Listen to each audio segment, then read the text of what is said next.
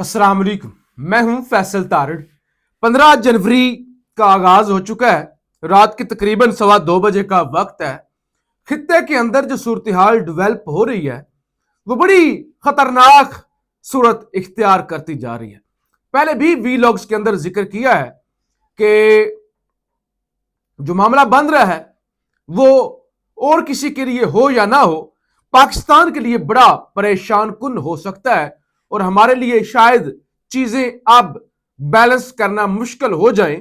और पाकिस्तान के जो अंदरूनी हालात हैं जाहिर है वो तनाजात से, अदम इस्तेकाम से घिरे हुए हैं और हम कोई वाजिया लाइन लेने के काबिल नहीं हैं। अगरचे इस सारी सिचुएशन के अंदर रूस, ईरान और इसराइल के दरमियान आज एक खबर छपी है कि वो टेंशन कम करवाने की कोशिश कर रहा है, लेकिन जाहिर है जिस तरह से वेनेजुएला के अंदर हुआ, चाइना और रूस कुछ नहीं कर सके। यानी एक भ्रम बना हुआ था कि चाइना की टेक्नोलॉजी जैसे इंडिया के खिलाफ इस्तेमाल हुई तो एक सुपरमेसी कह ले या हेजमनी कह ले, वो चाइना की जरा कायम हुई। लेकिन जब वो एक खतरनाक ऑपरेशन करके वेनेजुएला के सदर को उठा के ले आए, फिर क्या रह गया रशिया के पल्ले, क्या रह गया चाइना के पल्ले। फिर खास तौर पे जिस तरह का सीरिया के अंदर रजीम इंस्टॉल किया गया, देखें ये शिकस्त थी रूस के लिए। गजा के अंदर जो कुछ हो रहा है, जिस तरह से पिछली जंग लगी ईरान इसराइल की, उसके अंदर जिस तरह से B-2 बॉम्बर तैयारे आए और रशिया कुछ भी नहीं कर सका ना।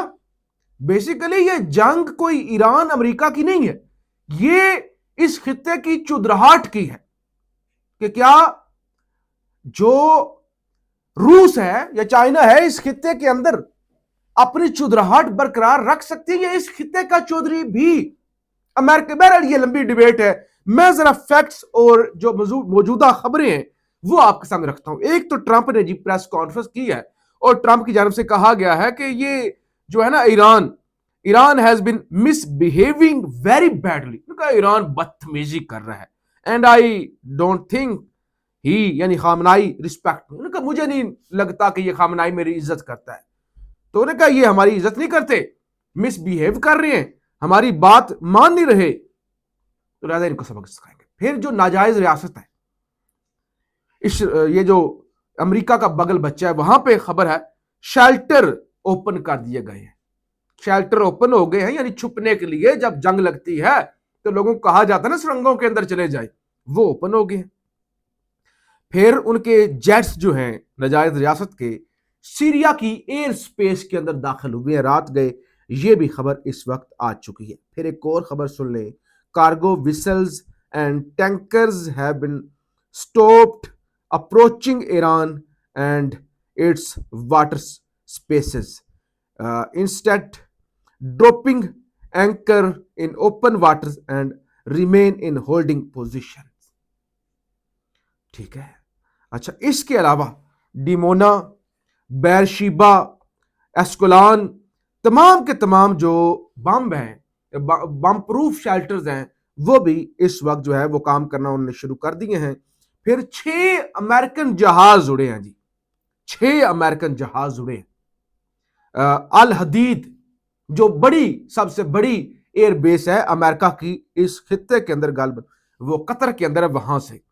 और इस वक्त पॉसिबिलिटी ये की जा रही है, यानी पॉसिबल ये है कि B-2 बॉम्बर तैयारे, यानी एक तो जो रिफ्यूलर होते हैं ना, यानी वो तैयारे जिनके जरिए दूसरे तैयारों के अंदर ऑयल भरा जाता है, फ्यूल भरा जाता है, उन्होंने परवाज भरी है। और उसके बाद अब खदशा ये है कि हो सकता है अमेरिका के जो B-2 बॉम्बर तैयारे हैं, जिन्होंने पहले भी ईरान पर हमला किया था और दावा यह किया गया था कि ईरान की न्यूक्लियर फैसिलिटीज को तबाह कर दिया गया है, नाकारा बना दिया गया है, तो वो ईरान पर किसी वक्त भी हमला कर सकते हैं। और फिर यह भी हो सकता है, दूसरी पॉसिबिलिटी यह भी है कि हो सकता है क्योंकि खित्ते के अंदर ईरान ने कह रखा है और अरब ममालिक को पिछले वीलॉग में आपको बताया था, उन्होंने वार्न कर दिया कि भाई अगर हम पर हमला हुआ तो फिर अमेरिका की जहां जहां पे मिडिल ईस्ट के अंदर बेसेस हैं, और मिडिल ईस्ट तो भरा हुआ है अमेरिका की बेसेस से, तो हम उनको निशाना बनाएंगे।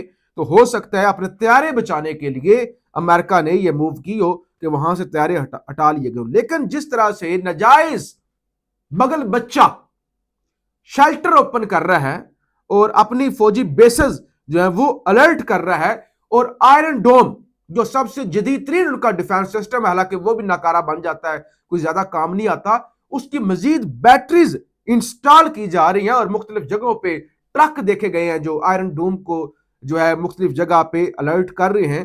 تو اس کے بعد تو لگتا ہے کہ یہ طیاروں کو ہٹانے والی پاسبلٹی نہیں ہے, بلکہ جو امریکہ ہے وہ حملہ کرنے جا رہا ہے. بلکہ دو خبریں میں آپ کے سامنے اور رکھ دیتا ہوں, اس سے آپ کو ذرا اور اندازہ ہو جائے گا کہ چیزیں کس طرف جا رہی ہیں. خبر ہے Poland and Italy urge its citizen to leave Iran immediately.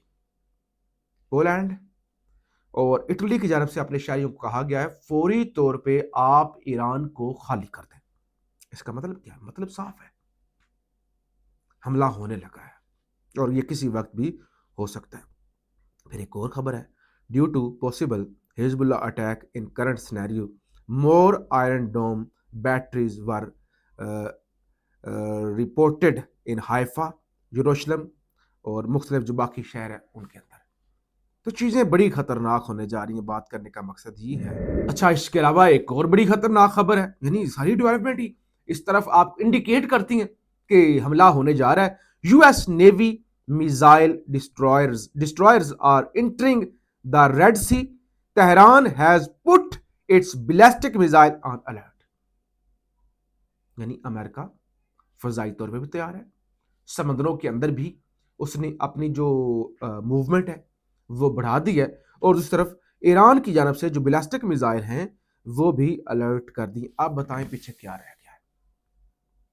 اور ابھی جو خبر آئی ہے, دو یورپی ممالک کی جانب سے یہ دعویٰ کیا گیا ہے کہ اگلے 12 سے 24 گھنٹوں کے اندر حملہ ہو سکتا ہے. ہم نے بڑی کوشش کی ہے کہ چیزیں جو ہے افہام و تفہیم سے حل ہو جائیں, لیکن چیزیں یورپ کہتے ہیں ہمارے کنٹرول سے باہر ہو چکی ہیں.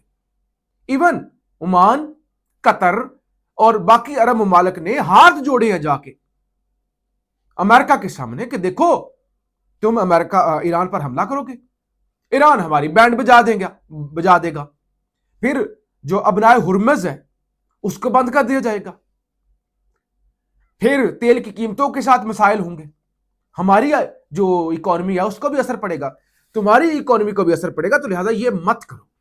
لیکن کیونکہ وینزویلا کے اندر ایک کامیاب وہ اٹیمپٹ کر چکے ہیں اور اس وقت وہ بڑے کانفیڈنٹ ہیں اور وہ سوچ رہے ہیں کہ ہم نے مکمل طور پہ رجیم چینج کرنا ہے, اپنی مرضی کا رجیم انسٹال کرنا ہے, کیونکہ امریکہ کو عادت پڑ چکی ہے نا, کسی بھی ملک میں جاؤ رجیم چینج کرو اور پھر دعویٰ کرو کہ وہ کتنے بڑا جمہوری ملک ہے.